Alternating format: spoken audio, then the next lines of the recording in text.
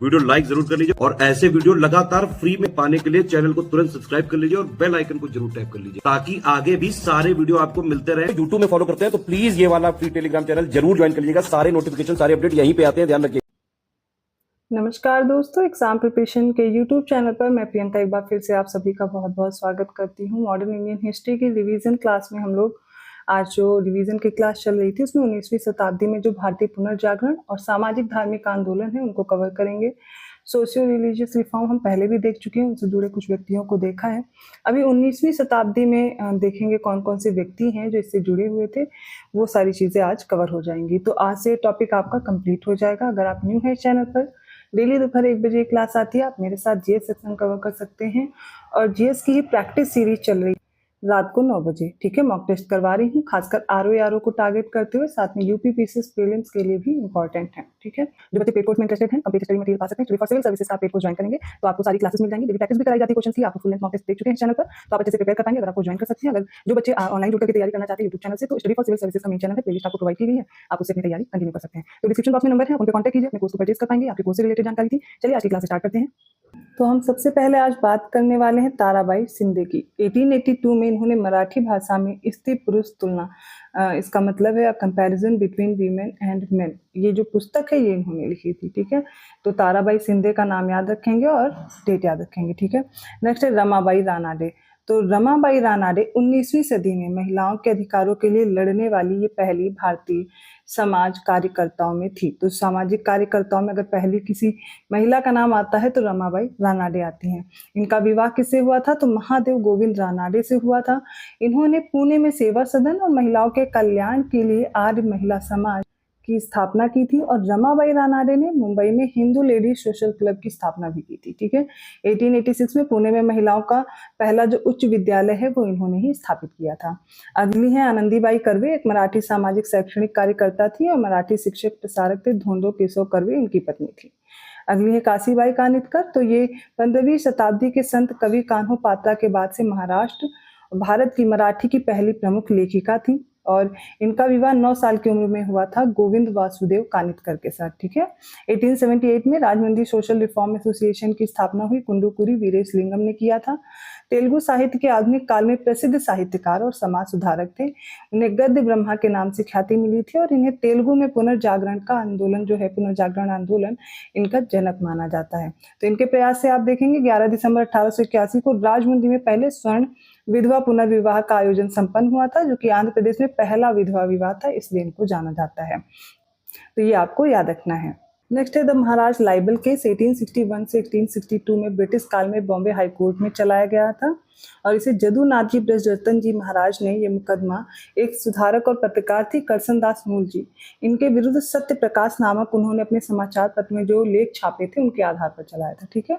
मौलाना अबुल बारी पहले देवबंद आंदोलन से संबंधित थे, बाद में वे फिरंगी महल से जुड़ गए थे। एस.टी. कोलब्रुक, विलियम कैरी और जेम्स प्रिंसेप तीनों लोग प्राचीविद थे, जबकि चार्ल्स ग्रांट जो थे वो पाश्चात्य शिक्षा के समर्थकों में शामिल थे। अभी वो तथ्य हम देख रहे हैं जिनसे प्रश्न पूछे गए हैं पहले, और वही आगे आप एक एक पॉइंट के फॉर्म में कवर कर लेंगे।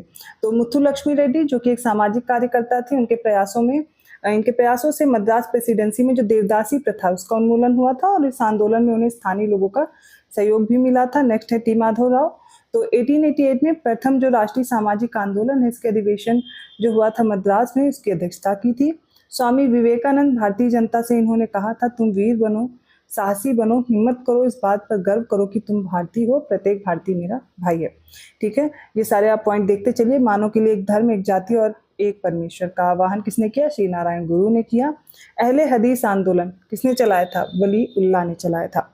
1851 में कुछ अंग्रेजी शिक्षा प्राप्त पारसियों ने रहनुमाई मजदायसन सभा गठित की थी, जिसका उद्देश्य क्या था? तो पारसियों की सामाजिक अवस्था का पुनरुद्धार करना और पारसी धर्म की प्राचीन शुद्धता को पुनः प्राप्त करना था। इस आंदोलन के नेता कौन थे? तो नौरोजी फुरदोन जी थे, दादा भाई नौरोजी थे, एस बंगाली और आर.के. कामा थे। ये व्यक्ति आपसे पूछे जा सकते हैं, इसमें कौन कौन से व्यक्ति जुड़े थे। राजा राम मोहन राय पहले भी डिस्कस कर चुके हैं, इनके बारे में देख लीजिए। भारत में सुधारवादी आंदोलन का प्रवर्तक माना जाता है इन्हें। 1805 से 1814 ईस्वी तक ये ईस्ट इंडिया कंपनी की नौकरी करने के पश्चात सार्वजनिक जीवन में कूद पड़े और समाज सुधार में ये लग गए थे। उन्होंने सती प्रथा के विरुद्ध जबरदस्त आंदोलन चलाया था। 1829 में आप देखते हैं सती प्रथा अवैध भी घोषित की जाती है, उसके बाद भी ये इसको जारी रखते हैं। उन्होंने 30 दिसंबर 1814 ईस्वी में आत्मीय सभा, 1816 में वेदांत कॉलेज, 1821 में यूनिटेरियन सोसाइटी की स्थापना की थी। तो राजा राम मोहन राय का नाम आप आत्मीय सभा, वेदांत कॉलेज और यूनिटेरियन सोसाइटी से याद रखेंगे। अब मान लीजिए राजा राम मोहन राय से कुछ तथ्य आपको क्रोनोलॉजी में लगाने को आ जाए, तब आपके डेट इंपॉर्टेंट हो जाती, इसलिए ये भी याद करते चलिए। तो 1814 में आत्मीय सभा, उसके बाद वेदांत कॉलेज, 1816, 1821 में यूनिटेरियन सोसाइटी, और उसके बाद आप देखते हैं 1828 में ब्रह्म समाज की इन्होंने नींव रखी थी, 20 अगस्त 1828। बात करते हैं भारत छोड़ो आंदोलन। तो 1942 के दौरान देश के कई भागों में समानांतर सरकारों का गठन किया गया था। प्रश्न इससे भी पूछा गया है और ये आपसे क्षेत्र पूछा जाता है। तो यहाँ पर चित्तू पांडे के नेतृत्व में बलिया जो यूपी का क्षेत्र है जातीय सरकार के रूप में, तामलुक जो कि मिदनापुर पश्चिम बंगाल का क्षेत्र था, और सतारा महाराष्ट्र। इन 3 जगहों को याद रखिएगा, यूपी का बलिया, ठीक है, मिदनापुर जो वेस्ट बंगाल का रीजन था, और सतारा जो कि महाराष्ट्र में है। यहाँ पर 1943 के मध्य से 1945 ईस्वी तक समानांतर सरकारों का गठन किया गया था। बहुत से लोगों को बलिया जरूर याद रहता है, लेकिन आप वेस्ट बंगाल और सतारा भूल जाते हैं। 3 जगह पर याद रखिएगा, ठीक है। सतारा में सबसे लंबे समय तक प्रति सरकार के नाम से सरकार का गठन किया गया, जिसमें वाईवी चौहान, नाना पाटिल आदि नेताओं की प्रमुख भूमिका रही थी, और इसके प्रमुख कार्यों में गांधी विवाहों का आयोजन किया गया, शराबबंदी अभियान किया गया, ग्रामीण पुस्तकालयों की स्थापना की गई, औपनिवेशिक शासन के खिलाफ आज़ादी की घोषणा, ये सारी चीजें इसमें शामिल थी। अब हम बात करते हैं जलियांवाला बाग हत्याकांड की। तो 13 अप्रैल 1919 को अमृतसर का जलियांवाला बाग, इसमें एक सभा आयोजित की गई थी और काफी भीड़ उपस्थित हुई थी, और यहाँ पर अंग्रेज जनरल था सर माइकल ओ डायर। इसने कोई भी सूचना नहीं दी, कोई भी चेतावनी नहीं दी और गोली चलवा दी थी, और लगभग 1000 से 1200 लोग इसमें घायल हो गए थे। आप देखेंगे सरकारी रिपोर्ट के अनुसार अगर देखेंगे तो 10 मिनट तक गोलीबारी हुई थी। 379 जो इसमें पीपल थे वो मारे गए थे, 1200 लोग घायल हो गए थे। हंटर कमेटी की रिपोर्ट के आधार पर माइकल ओ डायर जो ये था फिर से निर्दोष साबित हो जाता है, जैसा कि ये सभी के साथ करते थे। सरकार ने उसे सेना से निकाल दिया। ब्रिटिश अखबारों ने माइकल ओ डायर को साम्राज्य का शेर कह करके सम्मानित किया गया, ठीक है। तो ओ डायर जब स्वदेश जब लंदन गया तो वहां पर ऊधम सिंह ने अपना बदला लिया, ठीक है। तो उन्होंने अपना नाम राम मोहम्मद सिंह आजाद रखा, और माइकल ओ डायर की कब हत्या की थी, तो 1940 में इन्होंने इसका बदला ले लिया था, लंदन में इनकी हत्या कर दी थी, ठीक है। इस जुर्म में ऊधम सिंह को फांसी दी गई थी, ये भी याद रखिएगा। और वर्ष 1974 ईस्वी में ऊधम सिंह की अस्थियों को भारत लाया गया था। ये फैक्ट याद रखिएगा, अगर आपको ऊधम सिंह से पूछा जाता है तब तो किससे रिलेटेड है, ऊधम सिंह ने जो जनरल माइकल ओ डायर था उसकी हत्या कर दी थी। मंजीत सिंह कशीत क्रांतिकारी सरदार ऊधम सिंह के मित्र और सहयोगी थे। स्वदेशी आंदोलन के दौरान चिदम्बरम पिल्लई ने स्वदेशी स्टीम नेविगेशन कंपनी की स्थापना की थी, और बंगाल केमिकल स्वदेशी स्टोर्स की स्थापना पीसी रे ने किया था। भारत छोड़ो आंदोलन के समय रूस तथा फ्रांस की क्रांति से ये कम नहीं माना जाता है, और ये कथन किसका था, तो जयप्रकाश नारायण का है। भारत छोड़ो आंदोलन द्वितीय विश्व युद्ध के बाद 8 अगस्त 1942 को आरंभ हुआ था। सिर्फ आपको ईयर नहीं याद रखना है, एग्जैक्ट डेट भी याद रखनी होती है, 8 अगस्त 1942, क्योंकि अभी जो प्रश्नों का ट्रेंड है वो यही है कि क्रोनोलॉजी में क्वेश्चन बहुत आ रहे हैं, ठीक है। इसका लक्ष्य भारत से ब्रिटिश साम्राज्य को समाप्त करना था। प्रसिद्ध क्रांतिकारी थे आशुतोष कुइला। विद्युत वाहिनी नामक इन्होंने क्रांतिकारी संगठन बनाया था, इसके सदस्य थे। बंगाल के मिदनापुर जिले के तामलुक में 17 दिसंबर 1942 को तामलुक जातीय सरकार की स्थापना हुई थी। तो सरकार ने सशस्त्र विद्युत वाहिनी का गठन किया था, और जातीय सरकार 1 सितंबर 1944 तक कायम भी रही थी।